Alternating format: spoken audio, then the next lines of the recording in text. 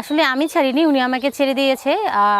আমার কাছে কিছু যৌতুকের টাকা চেয়েছিল, আমার ফ্যামিলি দিতে পারেনি, বাট আমি দিতে পারিনি, সেজন্য উনি আমাকে ছেড়ে চলে যেয়ে আরেকটা বিয়ে করেছে।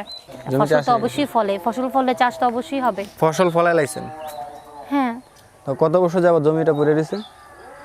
আর এখন প্রায় 1 বছর হয়েছে জমিটা পড়ে আছে। 1 বছর যাবত জমিটা পড়ে রয়েছে। আমি একটা ভালো মনের মানুষ খোঁজার জন্য এখানে আসছি। আমার আগে একটা বিয়ে হয়েছিল, আমার একটা 3 বছর একটা বাচ্চা আছে। যদি এমন কেউ থেকে থাকেন যে আমার বাচ্চা সহ আমাকে মেনে নেবেন, আমার বাচ্চা সহ আমাকে ভালোবাসবেন, তাহলে আমাকে নক করবেন। আর আমার ডিভোর্সটা হওয়ার কারণ ছিল একটাই, কারণ সে কারণটা ছিল যৌতুক। সে অনেক টাকা চেয়েছিল আমার কাছে, আমি টাকাটা দিতে পারিনি, তাই সে আমাকে ডিভোর্স দিয়ে দিয়ে অন্য একটা মেয়েকে বিয়ে করছে টাকার জন্য। তাই আমি চাচ্ছি এমন একটা মানুষ আমার লাইফে আসুক, আমার জীবনে আসুক, আমার হাজব্যান্ড হয়ে, যে আমাকে টাকার জন্য না, আমাকে ভালোবাসবে এবং আমার বাচ্চাটাকে সে আপন করে নেবে এবং বাচ্চাটাকে সে ভালোবাসবে। আমি এরকম একটা মনের মানুষ চাই। যদি কেউ থেকে থাকেন তাহলে আমাকে জানাবেন। নাম কি আপনার? আমার নাম আশা। আশা। পরিবারে কে কে আছে? আব্বু আম্মু ভাই বোন সবাই আছে। হঠাৎ এখানে আসা কেন? আমার হাজব্যান্ড আমাকে ডিভোর্স দিয়ে দিয়েছে, আমার ছোট বাচ্চা নিয়ে আমি আছি, একা একা থাকতে আর ভালো লাগছে না, তাই একজন জীবনসঙ্গী আমার দরকার। তাই আমি আসছি যেন বাচ্চাটা তার একটা বাবা পায়, আমি যেন আমার একটা ভালোবাসার মানুষ পাই, সেই জন্য আমি মিডিয়াতে আসছি। সংসার করছিলেন কত বছর? সংসার করেছিলাম 6 বছর। তো এখন ছেড়ে দিলেন কেন? আসলে আমি ছাড়িনি, উনি আমাকে ছেড়ে দিয়েছে। আমার কাছে কিছু যৌতুকের টাকা চেয়েছিল, আমার ফ্যামিলি দিতে পারেনি, বাট আমি দিতে পারিনি, সেজন্য উনি আমাকে ছেড়ে চলে যেয়ে আরেকটা বিয়ে করেছে। আরেকটা বিয়ে করছে? হ্যাঁ। বাচ্চা একটা আপনারা ধরাই দিয়ে গেছে? হ্যাঁ, বেবিটা আমি রেখে দিয়েছি। আপনি রেখে দিয়েছেন? হ্যাঁ, আমি রেখে দিয়েছি। এখন বর্তমানে কি চাচ্ছেন? বর্তমানে চাচ্ছি যে এমন একটা মনের মানুষ, সে আমাকে মেনে নেবে এবং আমার বাচ্চাটা সহ আমাকে মেনে নেবে।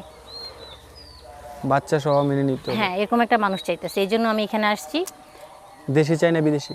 আর দেশি বিদেশি কোনো সমস্যা নেই, দেশি হলেও চলবে, বিদেশি হলেও চলবে, কোনো প্রবলেম নেই, দুটোটাই হলে একটা হলেই হবে।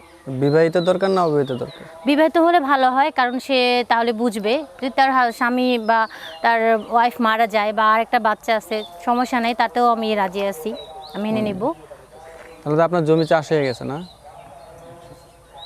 হ্যাঁ, জমি যেহেতু আছে, চাষ তো অবশ্যই হবে, জমি ফসল চাষ তো অবশ্যই ফসল ফলে চাষ তো অবশ্যই হবে। ফসল ফলাই লাইছেন? হ্যাঁ। তো কত বছর যাবত জমিটা পড়ে রয়েছে? আর এখন প্রায় 1 বছর হয়েছে জমিটা পড়ে আছে। 1 বছর যাবত জমিটা পড়ে রয়েছে। আর জমিতে চাষ করার জন্য কিরকম মানুষ দরকার? এখন চাষি লাগবে জমিটা চাষ করার জন্য, ভালো চাষি, যে ভালো ফলন ফলাতে পারবে চাষ দিয়ে। যে চাষ দিয়ে ভালো ফলন ফলাতে পারবে, এমন একটা ভালো চাষি লাগবে। ভালো চাষ দিয়ে?